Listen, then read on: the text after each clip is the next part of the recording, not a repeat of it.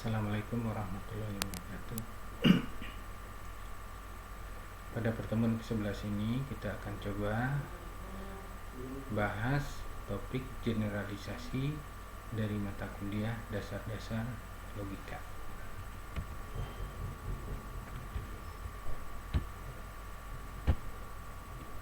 Pengertiannya, generalisasi adalah proses penalaran yang bertolak dari sejumlah fenomena individual menuju kesimpulan umum yang mengikat seluruh fenomena sejenis dengan fenomena individual yang diselidiki. Jadi ini sama atau mirip dengan pola berpikir induktif. Hukum yang disimpulkan dari fenomena yang diselidiki berlaku bagi fenomena sejenis yang belum diselidiki. Hukum yang dihasilkan oleh penalaran ini penalaran induktif, tidak sampai pada kebenaran pasti, tetapi kebenaran kemungkinan atau probability. Jadi hasil penalaran ini tidak mutlak ya. Selanjutnya adalah penalaran deduksi, yaitu kesimpulan yang kita dapatkan bila premisnya kita yakini kebenarannya dengan prosedur yang valid akan menghasilkan kesimpulan yang pasti. Jadi ini kebalikan dari penalaran induksi. Kalau induksi dari khusus dibawa ke umum, sedangkan deduksi dari umum dibawa ke khusus. Contoh yang deduksi misalnya. Jika kita mengakui bahwa semua orang Jepang rajin dan Hanoko adalah orang Jepang, maka kesimpulan yang dihasilkan yaitu Hanoko adalah rajin. Pendapat ini adalah benar pasti. Kalau kita contoh dengan penalaran induktif, misalnya seperti ini. Pedagang pasar Johor Siti rajin, pedagang pasar Johor Ani jujur, pedagang pasar Johor Lela jujur, pedagang pasar Johor Dula jujur, pedagang pasar Johor Hamid jujur, pedagang pasar Johor Jujun jujur. Dan kesimpulannya apa nanti dari semua yang kita selidiki? Yaitu semua pedagang pasar Johor jujur. Tapi itu hanya mempunyai kebenaran probability, tidak menutup kemungkinan pedagang yang lain juga tidak jujur. Macam-macam generalisasi. 1. Generalisasi sempurna, yaitu generalisasi di mana seluruh fenomena yang menjadi dasar penyimpulan diselidiki. Misalnya setelah kita memperhatikan jumlah hari pada setiap bulan tahun Masehi, kemudian disimpulkan bahwa semua bulan Masehi mempunyai hari tidak lebih dari 30.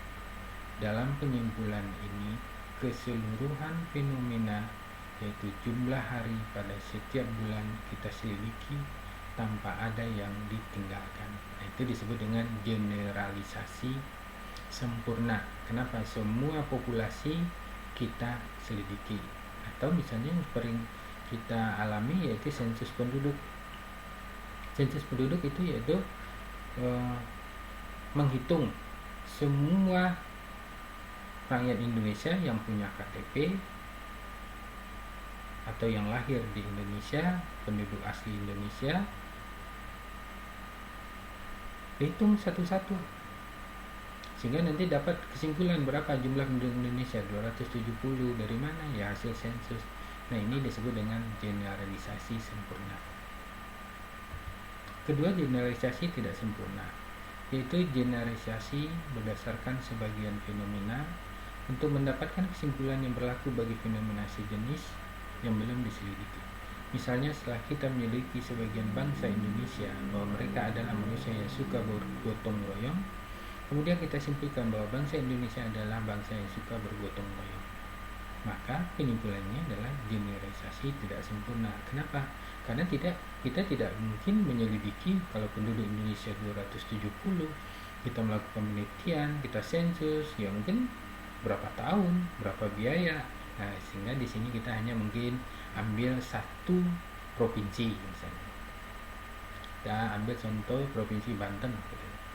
Nah, kita teliti berapa orang jumlah penduduk Banten, misalnya kurang lebih 5 juta. Ya 5 juta kita teliti.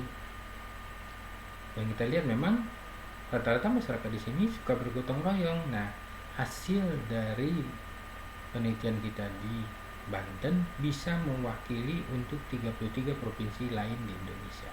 Nah, ini disebut dengan generalisasi tidak sempurna. Kenapa tidak sempurna? Ya karena tidak semua populasi di survei. Pengujian atas generalisasi. 1. Apakah sampel yang digunakan secara kuantitatif cukup mewakili? Nah, misalnya kalau kita melakukan suatu penelitian, kalau kita pakai teori Sugiono mengatakan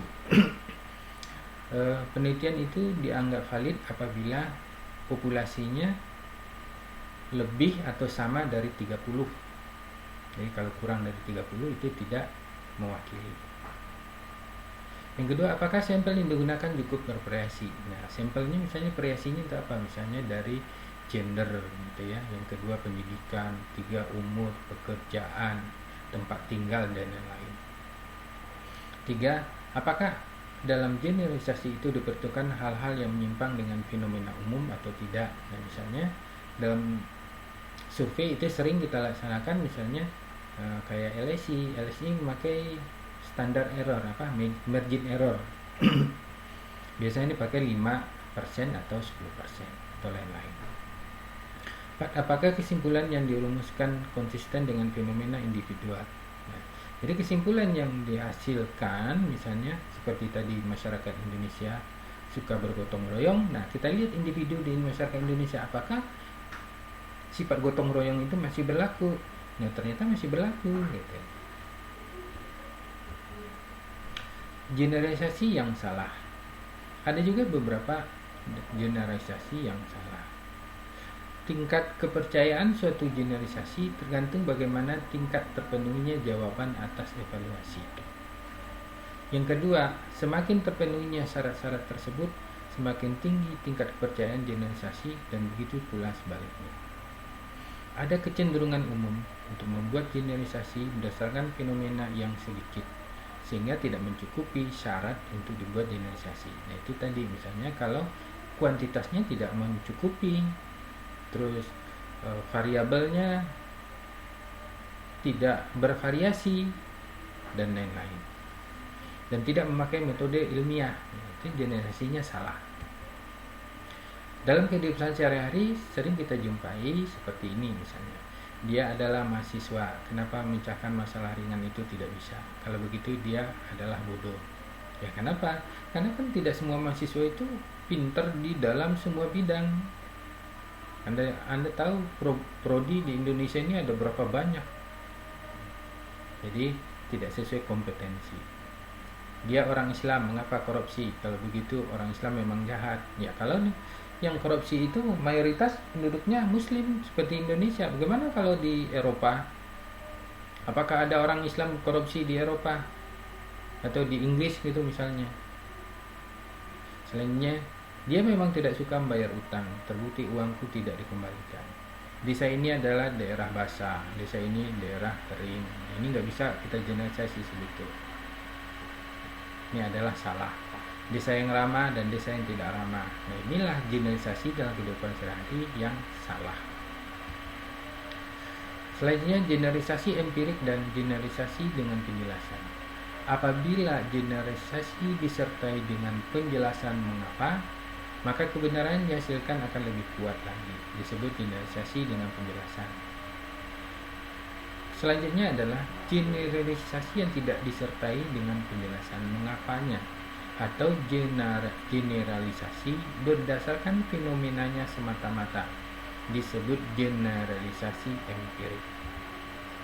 Contoh yang empirik ya, generalisasi empirik. Semua kucing berbulu putih dan bermata biru adalah tuli. Empirik ini kan pengalaman. Kenapa pengalamannya? Pernyataan ini didasarkan atas generalisasi yang benar dan terpercaya, sehingga kita semua mengakui kebenaran pernyataan ini. Ya karena mungkin kita lihat di suatu tempat misalnya ada kucing albino, dan ternyata tuli, itu kita tempat lain juga sama. Nah, itu disebut dengan empirik. Contoh generalisasi dengan penjelasan. Nah, ini harus meminta penjelasan apa? Misalnya, apabila kita dapat menjelaskan mengapa kucing yang mempunyai ciri-ciri serupa itu tuli. Nah, kini kita pakai teori misalnya dengan bantuan biologi, yakni menghubungkan bahwa ketiadaan pigmen atau warna kulit ya, pada bulu kucing dan warna mata mengakibatkan organ pendengarannya tidak berfungsi. Nah, ini disebut dengan generalisasi dengan penjelasan. Harus kita jelaskan. Selanjutnya adalah generalisasi ilmiah. Generalisasi ilmiah tidak berbeda dengan generalisasi biasa, baik dalam bentuk maupun permasalahan. Jadi bentuk permasalahannya sama, cuman metodenya nanti beda. Perbedaan utama terletak dalam metodenya. Kalau ilmiah, ya pakai metode ilmiah. Ini kualitas ketepatan dalam perumusan. Generalisasi dikatakan sebagai penyimpulan karena apa yang ditemui dalam observasi sebagai suatu yang benar. Tanda-tanda penting generalisasi ilmiah. Datanya dikumpulkan dengan observasi atau penelitian yang cermat, dilaksanakan oleh tenaga terdidik serta mengenal baik permasalahannya. Pencatatan dilakukan dengan tepat, menyeluruh dan teliti. Pengamatan dan hasilnya dibuka kemungkinan adanya cek oleh peneliti terdidik lain. Kedua, adanya penggunaan instrumen untuk mengukur serta mendapatkan ketepatan serta menghindari kekeliruan sejauh mungkin. Misalnya teori-teori yang kita gunakan. Tiga, adanya pengujian, perbandingan, serta klasifikasi fakta. 4, pernyataan generalisasi jelas, sederhana, menyeluruh, dinyatakan dengan term yang padat dan matematik. 5, observasi atas fakta-fakta eksperimental, hasilnya dirumuskan dengan memperhatikan kondisi yang bervariasi, misalnya waktu, tempat, dan keadaan khusus lain. 6, publikasikan untuk memungkinkan adanya pengujian kembali, kritik, dan pengetesan atas generalisasi yang dibuat. Terima kasih atas perhatiannya.